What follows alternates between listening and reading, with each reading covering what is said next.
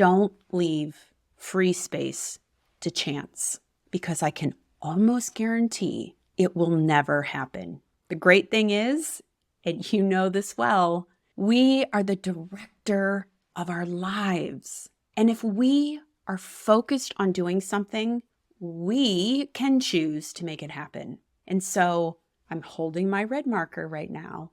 I am committing to giving myself intentional free space.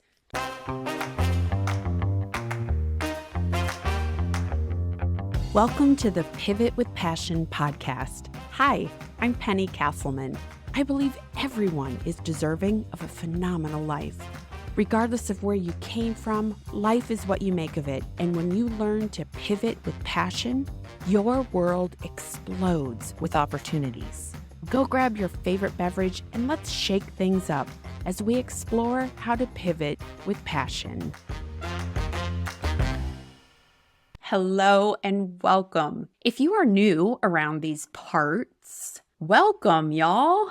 I am thrilled that you showed up. Thanks from the bottom of my heart, and from my big red marker, thanks for push and play. If you've been with me for a while, hey, welcome back. How was your last weekend? Were you running around like your hair was on fire trying to get 10 things done when you only had time for 8? Were you doing things for yourself over this past weekend, or were you solely focused on making sure everyone else got taken care of? That may look like running errands, going to the grocery store, dropping off dry cleaning, getting the kids somewhere, cooking dinner, putting gas in the car. And maybe for some of you, it was laying in a hammock outside with a good book, or sipping on a cocktail with a beautiful umbrella in the cocktail.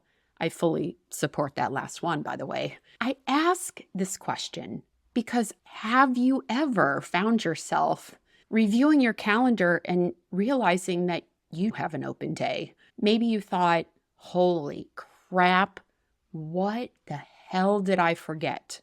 Because this never happens. I never have a free day. What am I missing?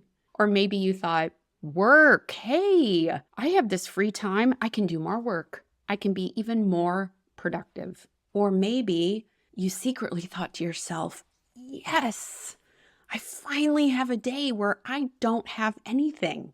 So I'm going to be real quiet about it because I don't want anyone encroaching on this beautiful empty space that is waiting for me when it arrives. Now, I will tell you, for me, I felt as giddy as a kid unleashed in an ice cream store told, go at it, get what you want. To be transparent, I had not planned to have the day free. It just so happened that Saturday didn't require anything from me. Now, you might be saying, Penny, I never find myself with a day of nothing, let alone 3 hours of nothing. And I'm guessing that perhaps one of these next 3 things was happening as you were putting things on your calendar.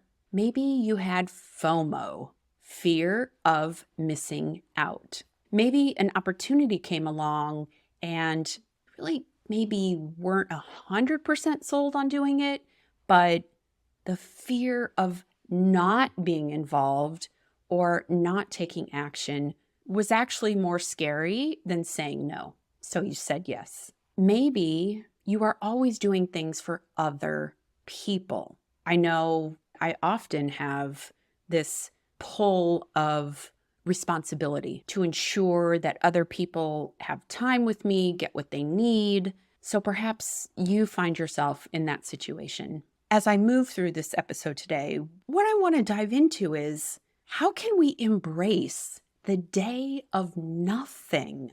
How can we intentionally carve out time?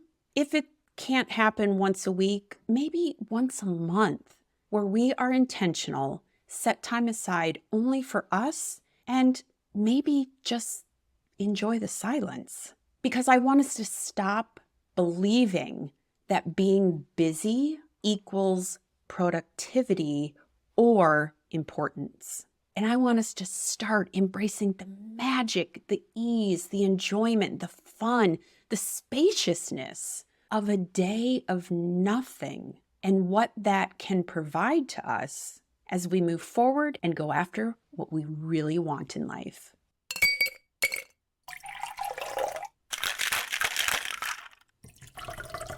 It's time for a clarity cocktail. Today's clarity cocktail comes from Maxwell Maltz. If you make friends with yourself, you will never be alone. I love this. I know. Penny, you always say you love it. Yes, I do. I'm a quote junkie. I admit it, hand raised. But I love this quote because I've actually had someone tell me they hate being alone. They don't like the quiet, they can't sit still, and they need constant stimulation. And while that makes me a little sad, because as someone who studies personal development, there's gold in sitting quietly by yourself and just reflecting or journaling or being present and listening to the sounds, seeing the sights that are all around you without judgment, without care, just observing. But then I realized probably 90+% of people in the world feel the same way.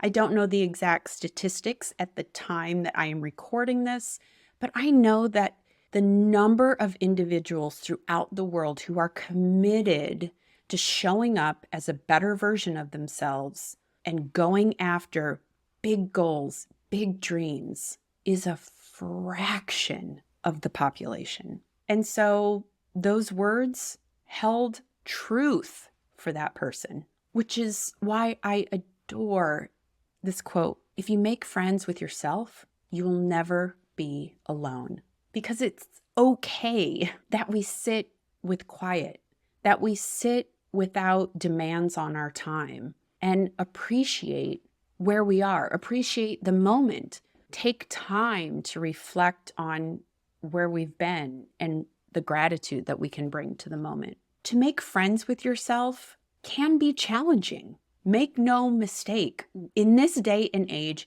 we are bombarded with so much stimulus. Our body starts to crave it. And so when we're asked to be quiet or would like to intentionally dial it down, it can be challenging. But Maxwell Maltz shines the light on the benefit that we can get by becoming friends with ourselves, being okay with sitting in a room by yourself. Because if you make friends with yourself, you will never be alone. And now, back to the episode.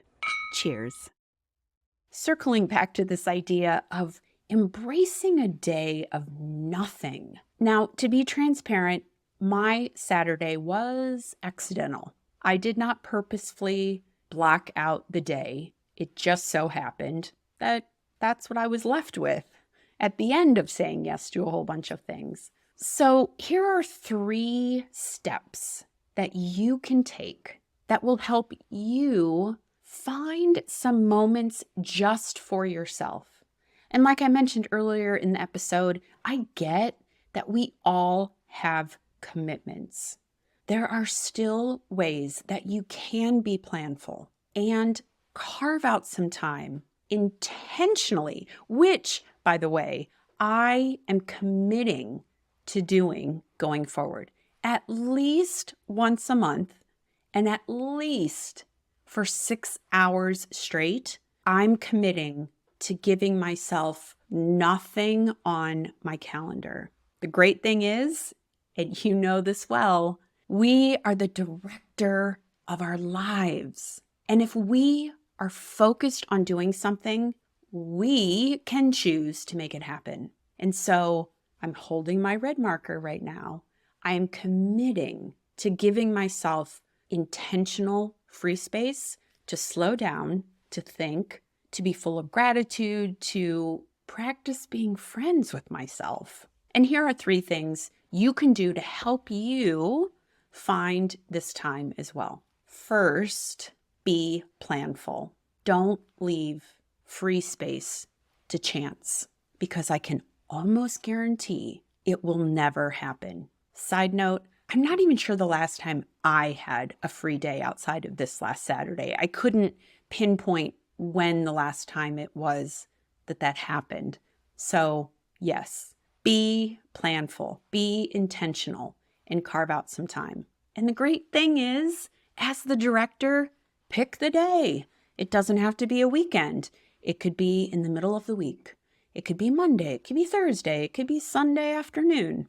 But block it out on your calendar, because like they say, if you fail to plan, you plan to fail. Second thing is, say no more often. Especially say no when opportunities arise for the block of time that you have carved out. Now, having said that, some immediate thoughts that might be going through your mind is, Penny, I will break out in hives if I have to tell someone no. I have yet to master this part of my life. I say yes to everything, and I'm not good at it. Fantastic. First rule is admitting that you have a problem. So congratulations if you find yourself in this camp and you cannot say no.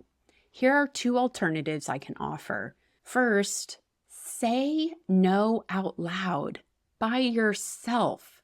You see, one of the things I find is you can think about saying no, but thinking about it doesn't have you actually saying it out loud. So practice saying no out loud in the kitchen every morning as you're pouring your cup of coffee. Say, no, no, thank you, but no, however you would phrase it. And the second thing you can do is, if you don't want to say no, if that is palm sweating, pit sweating, sweat running down your face, stressful for you to say no, could you instead say, thank you, I'll need some time to get back to you. You didn't say no, you put the pause, you said thank you, and then if it's easier for you to say, I have to decline, put it in an email, put it in a text, right? There are ways around not having to say no out loud, but if you want to, practice and give it a try. So let's recap. First, be planful. Put it on your calendar. Second, say no. Now, if you can't say no outright and you truly need some time to think about it, that's okay. And that's where number 3 comes in. Because if you are feeling pressured to say yes to something that will encroach on your nothing time, then I want you to ask this question. Does this invitation increase my energy, improve my mood, and move me closer to my dreams? Or does this invitation drain my energy, lessen my mood, and move me further away from my goals? So if you've put a placeholder on something that could potentially be scheduled during your nothing time, ask that question. I guarantee if you put something on your calendar where you had originally blocked out time for yourself and you answered question 3 with, yeah, it's not something that is energizing, I'm not excited about it, it is kind of out of the way for me, whether physically or mentally it's out of the way to move me forward in my life, you will regret 100% showing up to that event, and you will beat yourself up. If you recall at the beginning of the episode, I said I wanted us to stop believing that busy equals productive or important, and start embracing the magic of nothing time. There are so many benefits to being able to sit still with yourself and observe, enjoy, take in, appreciate, relax. Not only is there research to back that it's mentally good for you, it's also physically good for you. Even if you can only find 1 hour of time a week or 1 hour per month, Start somewhere. To plan for nothing. You will find that your body appreciates it. You will find that your mind appreciates it. And I guarantee the people around you will also appreciate the fact that you took time for yourself. Why? Because it might actually give them permission to say, hey, I deserve that too. And I can appreciate that Penny said no because she was able to stay home, recharge, and refresh. I know that carving out time will be difficult.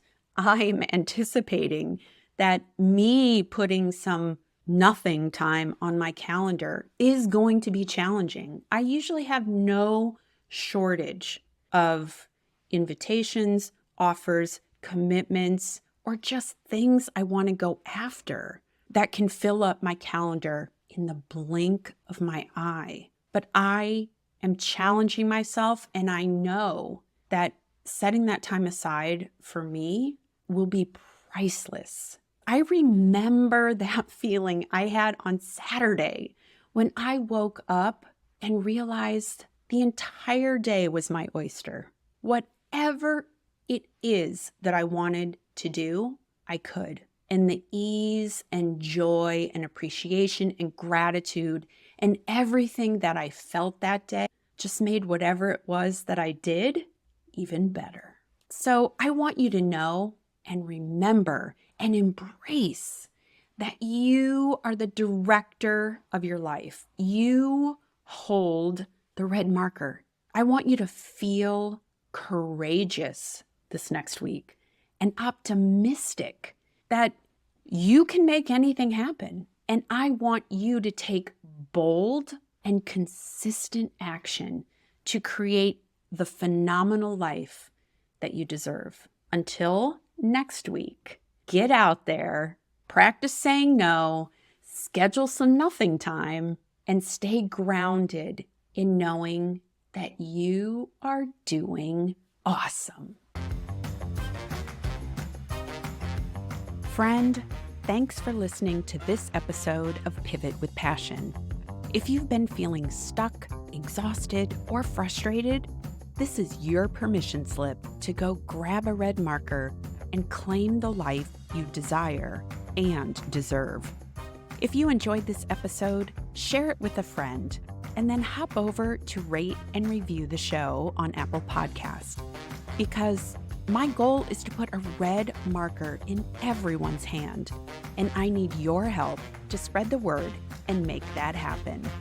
Until the next episode, go grab a red marker, get excited for your future, and make your first move to pivot with passion.